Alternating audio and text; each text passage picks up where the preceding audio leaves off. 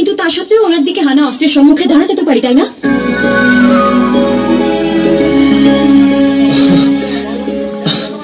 অর্থাৎ আপনি প্রেমের মন্ত্র প্রয়োগ করেছিলেন।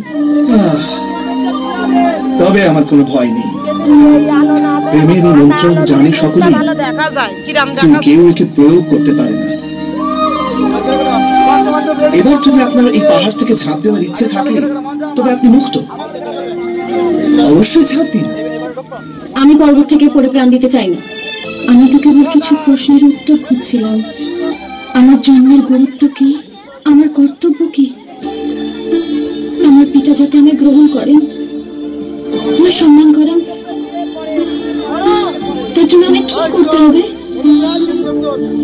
এত প্রশ্ন, আর সকলেই ব্যর্থ।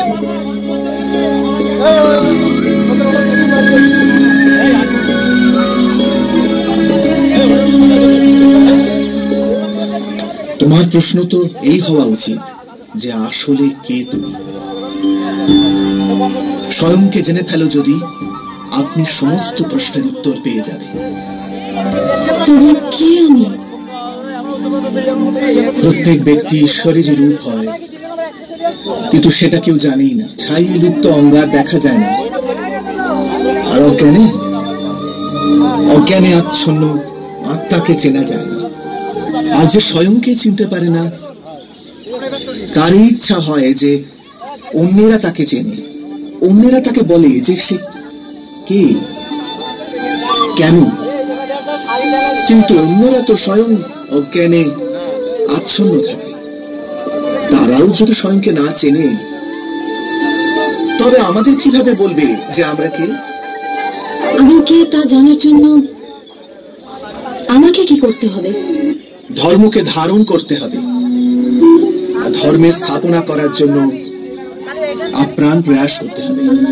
কিন্তু ধর্ম কি তা আমি কি করে জানবো? ধর্ম কি জানার পূর্বে ধর্মের আধার কি জানতে হবে। ধর্মের 5টি আধার হয়: জ্ঞান, প্রেম, ন্যায়, সমর্পণ আর ধৈর্য। তুমি আমাকে জিজ্ঞাসা করছিলে দ্রৌপদী যে তোমার জন্ম কেন হয়েছে। তোমার জন্ম এই 5টি আধার প্রাপ্ত করার জন্য হয়েছে। দেবতাদের এই বচন, তুমি আর্যাবর্তে ভবিষ্যতের নির্মাণ করবে।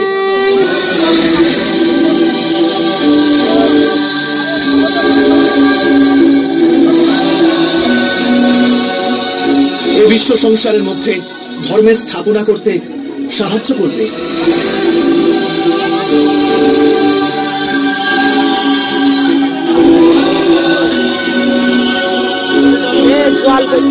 আর তা তখনই সম্ভব যখন তুমি এই 5টি আধার অর্থাৎ জ্ঞান, প্রেম, ন্যায়, সমর্পণ আর ধৈর্য অর্জন করতে পারবে। এবার যাওয়া যাক।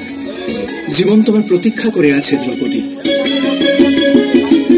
আপনি বাস্তবে কে? আমি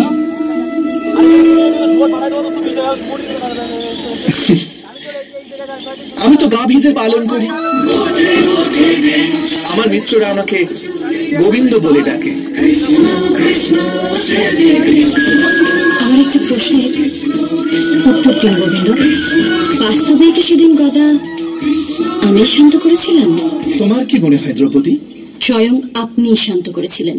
কিন্তু তাকে শান্ত তোমার জন্যই করা হয়েছিল, অতএব তার কৃতিত্ব তোমারই পাও না। এবার চলো